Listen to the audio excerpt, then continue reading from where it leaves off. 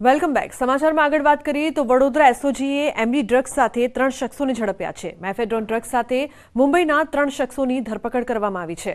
વડોદરા ગ્રામ્ય પોલીસે બાતમીના આધારે તપાસ કરી સુરતથી વડોદરા તરફ જતી કારમાં ઝડપી પાડ્યા. 3.37 લાખના એમડી ડ્રગ્સ સાથે 3 શખ્સો ઝડપાયા છે. પોલીસે 9.68 લાખનો મુદ્દામાલ કબજે કરીને તપાસ હાથ ધરી છે.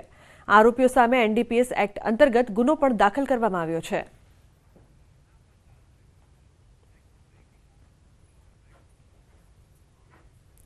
તો બનાસકાંઠા બાદ પાટણમાં જાસૂસી કાંડ. સરકારી ગાડીમાં પ્રાઇવેટ જીપીએસનો પર્દાફાશ.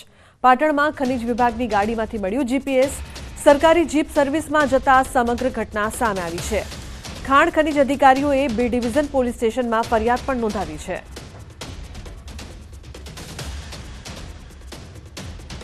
તો વડોદરા નગર પ્રાથમિક શિક્ષણ સમિતિની શાળા હવે વિવાદોમાં આવી છે. ધોરણ 3ની વિદ્યાર્થીનીને પથ્થર વાગતા આંખ ગુમાવી. નવાયાર્ડ પંડિત દીનદયાળ શાળામાં આ ઘટના બની હતી. બારીમાંથી આવેલા પથ્થરના કારણે બની હતી દુર્ઘટના. શાળા દ્વારા સમગ્ર મામલો દબાવવાનો પ્રયાસ પણ થયો છે.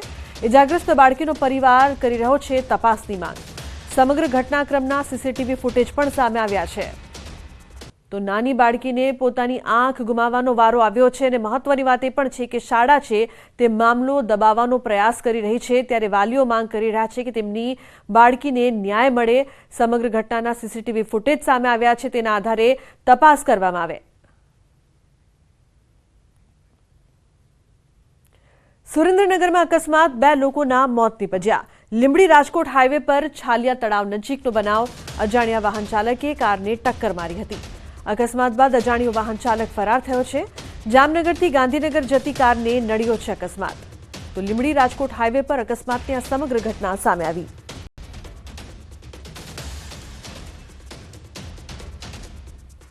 રાજકોટમાં અકસ્માતનો બનાવ સામે આવ્યો છે. સીસીટીવીમાં કેદ. કારની ટક્કરથી પાર્ક કરેલી રિક્ષા દુકાનમાં ઘૂસી. સદબજારમાં સિઝન સ્ટોર પાસે બન્યો હતો બનાવ. પોલીસે કાર ચાલક સહિત 6 લોકોની અટકાયત કરી છે.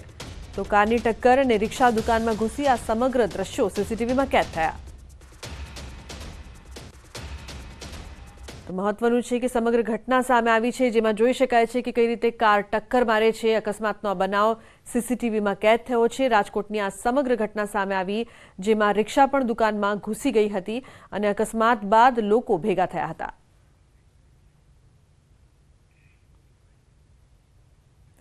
અમદાવાદમાં પાર્ક કરેલા વાહનોમાં તોડફોડની ઘટના સામે આવી છે. કૃષ્ણનગરની પુષ્પરાજ સોસાયટી નજીકની ઘટના. પાર્ક કરેલી કારના કાચ તોડતા લોકો સીસીટીવી કેમેરામાં કેદ થયા છે. બાઇક સવાર 3 શખ્સો વાહનોના કાચ તોડતા જોવા મળ્યા. સ્થાનિકોની ફરિયાદના આધારે પોલીસે વધુ તપાસ હાથ ધરી છે. તો ભાવનગરના વાડુકડ ગામે શાળાની સગીરા સાથે દુષ્કર્મ મામલે વધુ એક નામ ખુલ્યું છે. સંસ્થાના ગૃહપતિનું નામ સામે આવતા પોલીસે ગૃહપતિ રાઘવ ધામેલિયાની ધરપકડ કરી છે અને વધુ કાર્યવાહી હાથ ધરી છે. સમગ્ર મામલે અગાઉ 23 નવેમ્બરે પોક્સો એક્ટ હેઠળ આરોપી વિનુ મિસ્ત્રીને પોલીસે ઝડપી પાડ્યો હતો.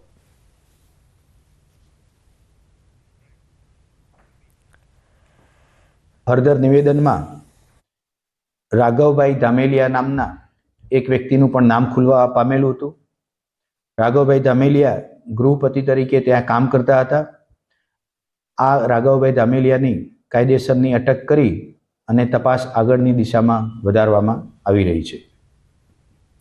વિધાનસભાના બજેટ સત્ર અંગે સૌથી મોટા સમાચાર. વિધાનસભાનું બજેટ સત્ર ફેબ્રુઆરીમાં મળશે. 2 ફેબ્રુઆરીથી બજેટ સત્રનો થઈ શકે છે પ્રારંભ. 3 ફેબ્રુઆરીએ વર્ષ 2024-25નું બજેટ રજૂ થઈ શકે છે. 15 થી 20 દિવસનું વિધાનસભાનું ટૂંકું બજેટ સત્ર હશે. તો બજેટ સત્ર અંગે સૌથી મોટા સમાચાર સામે આવી રહ્યા છે. 3 ફેબ્રુઆરીએ વર્ષ 2024-25નું બજેટ રજૂ થઈ શકે છે. ફેબ્રુઆરીમાં આ બજેટ રજૂ થશે.